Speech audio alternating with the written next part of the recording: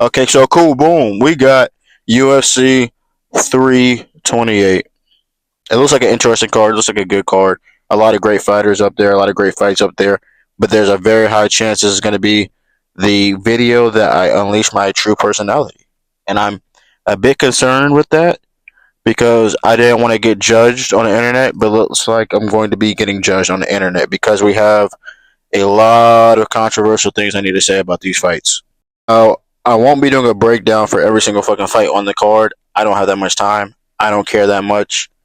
I will be doing all breakdowns for the main card. So we're going to start this off with King Bobby Green. The King Bobby Green is going up against Jeremy Stevens. And look, they're both the same height, same weight apparently, same reach, same age. I don't know if I said this shit already.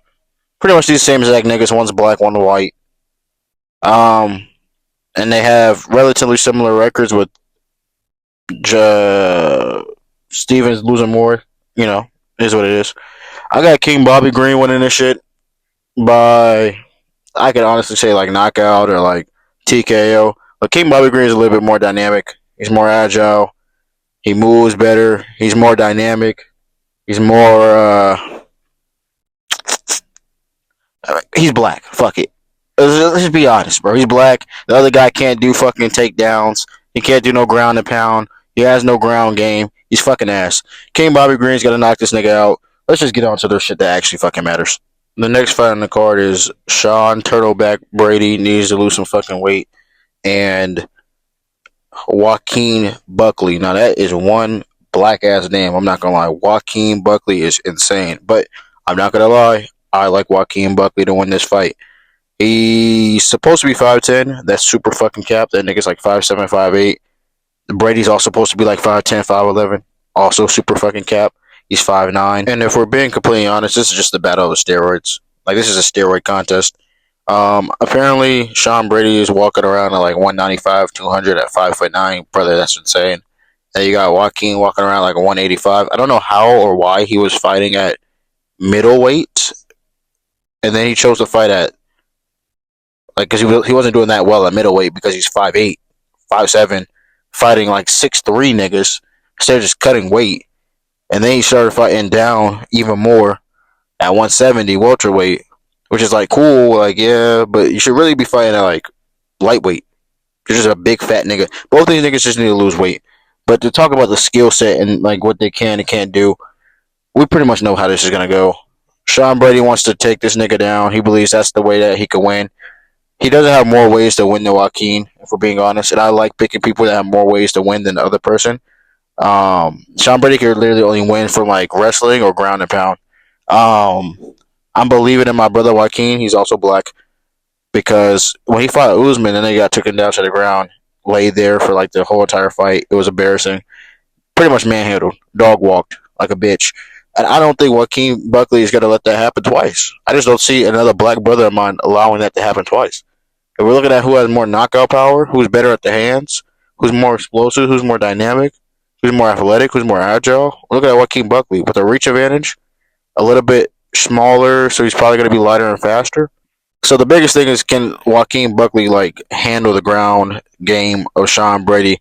And when Sean Brady got his ass knocked the fuck out by Michael Morales, it didn't look good. You know what I mean? It just didn't look good. I didn't like how that looked.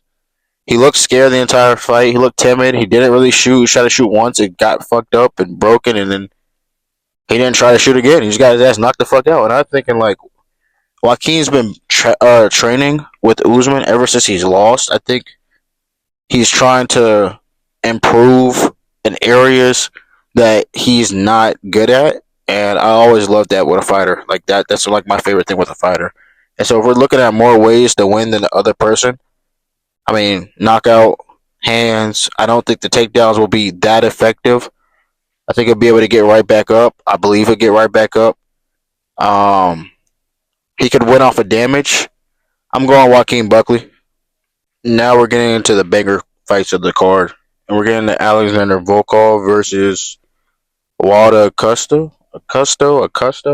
Man, look, bro, get a simpler name. Anyways, WA, WC, it's gonna be outsized. Alexander Volkov is the person I'm picking to win this fight solely because he's more skilled, more experienced, larger framed, and honestly, he's been snubbed from getting a title shot multiple times.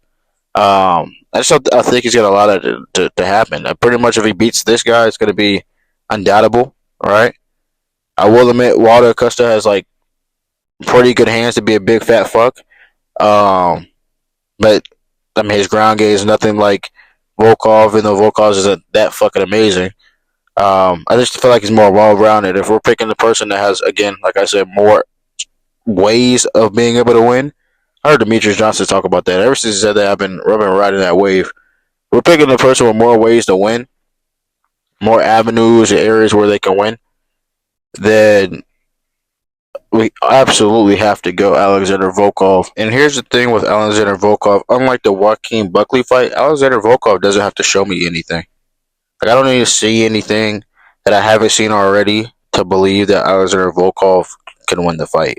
Joaquin Buckley, though I think he will win the fight, I have to see something that I have not seen before, which is him stop takedowns, defend takedowns, get back up, fight well. But Volkov, I don't. He doesn't need to do anything outside of the ordinary to beat his opponent. He just needs to stay defensively safe, stay offensively aggressive, and look for a finish.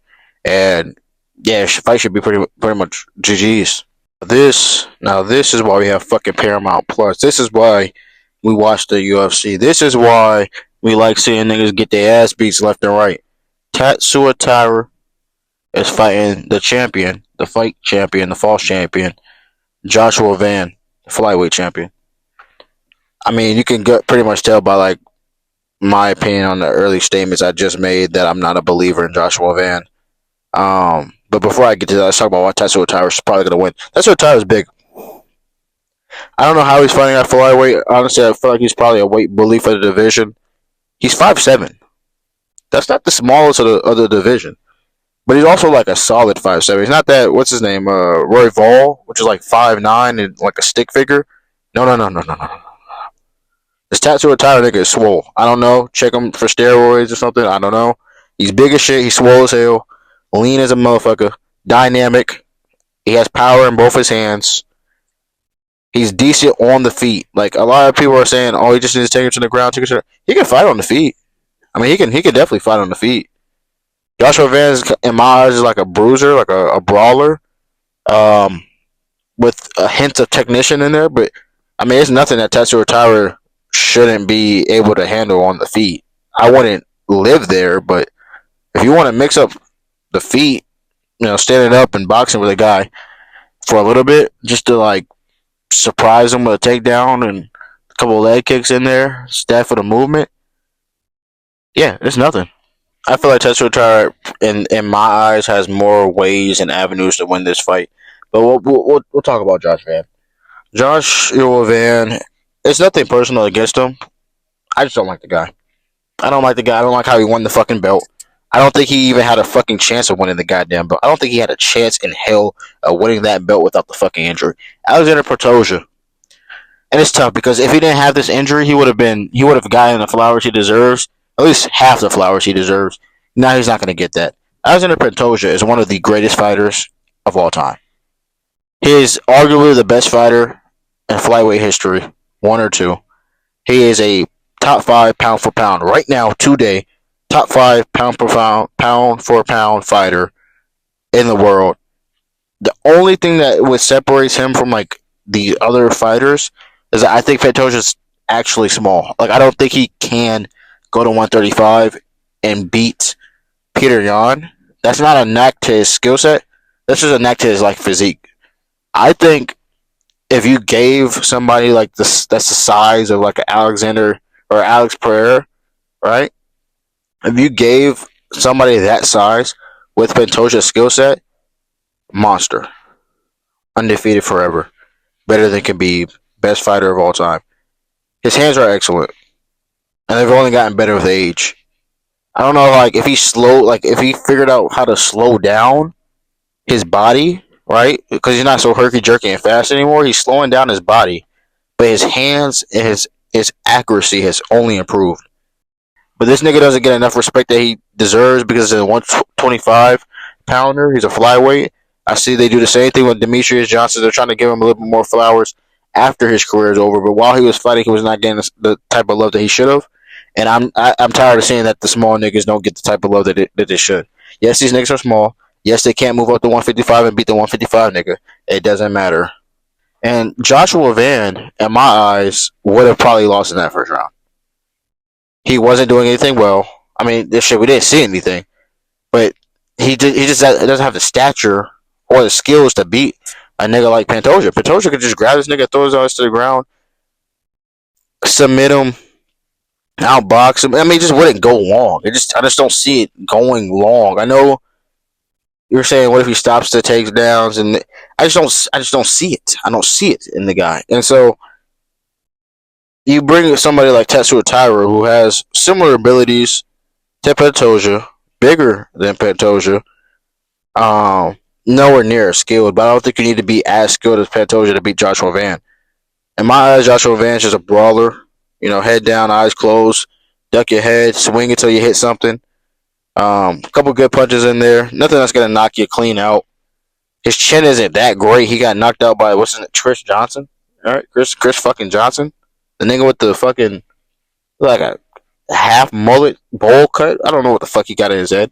The dick cut. I don't know. Yeah, I don't know. I don't think Joshua Van's a true champion. I don't see it. I don't believe it. I think Tetsuo Taira takes him out of there. Um, he could beat him by ground and pound. He could beat him by submission. He could beat him by wrestling and just taking the scorecard. I would have to see a lot of Joshua Van. Maybe some leg kicks to stifle the movement. Um, Clinch would be nice out of Joshua Vance, you know, because you got a reach disadvantage, a 5-inch reach disadvantage. But I just don't see him winning. Sean Strickland, Kazmat Chimaev. I don't want to talk too much about press conferences and pre-fight situations because a lot of it is fake behind the scenes or just to build up the fight to make more money. I don't want to get too deep involved into that stuff. Let's just mainly focus on the fight. Sean Strickland's fucked. Like I know everybody's trying to find a way and to make Sean Strickland sound like he has a chance to win. He's fucked. Sean Strickland's fucked. I don't know what he was talking about training and this. I don't know. He's fucked. He stands straight up like a tree, like dead ass. He doesn't move like a tree, dead ass. I mean, he could get a lucky knee on a Chimaev takedown attempt, or. But here's the thing: I've been watching Chimaev a lot. Been having my eyes open with Armin. I've even been around some of the people at Armin camp. I've been around some of the people at Chimaev's camp. He's been. I don't want to give away too much, but there's some things that Islam does that Chimaev's been heavily working on that kind of negates the knees up the middle. Sean can try to do like a distance type of thing where he's doing, you know, teeps to keep him off him, but that just gives him the leg, by the way. Or he follows up the 1-2 with the combinations. It's just a simple jab, teep, knee, jab. That shit ain't gonna work, gang. I ain't gonna lie to you. That shit not gonna work. I ain't gonna take you down there. And I know what you're saying, like, oh, he can stuff a takedown. He can't stuff 10. No. He can't stuff 10 takedowns. 10 takedowns in a row. Shot. Get up, shot. Back against the cage, shot. Takedown, shot. Body lock, trip, shot. No. Ain't nobody stopping that shit. Ain't nobody stopping that shit. You have to hope that Chimaev is, you know, feeling graceful like he did against DTP. And just wants to lay there so you can like try to get some shit off and give yourself a chance. But I mean, this could be over in the first and second round, people. Let's be honest. Chimaev is like one of the greatest fighters we've ever seen. I know I just said the same shit about Patoja. Pound for pound, Chimaev might be the number one nigga. It's just I just don't see a way. I'm gonna be honest. I just don't see a fucking way. I think Sean's fucked. I don't think anybody in the division can be. I don't know until I see somebody stop this nigga from grabbing them and dragging them to the floor and then abusing them there. Until I see somebody stop doing that, I don't know. I don't know. You have to beat Shabazz every time. Those are my picks. You got King Bobby Green, black. You got Joaquin Buckley, black. Um, Alexander Volkov. You got. Did I miss one? Joshua Van. No, that's not my pick. I'm sorry. I'm not my pick. No, no, no, no, no, not Joshua Van. Not Joshua Van. Not Joshua Van. No, no, no, no. Katsua Tyra. Not Joshua Van. Fuck that nigga. He's a bitch. He's short. He's 5'2". Anyways, and then main event, we're going Chimaev. Obviously, I mean, I'm trying to make some money here. Let me know y'all picks and thoughts in the comments, and we out. I'll let y'all know how it go after the fight.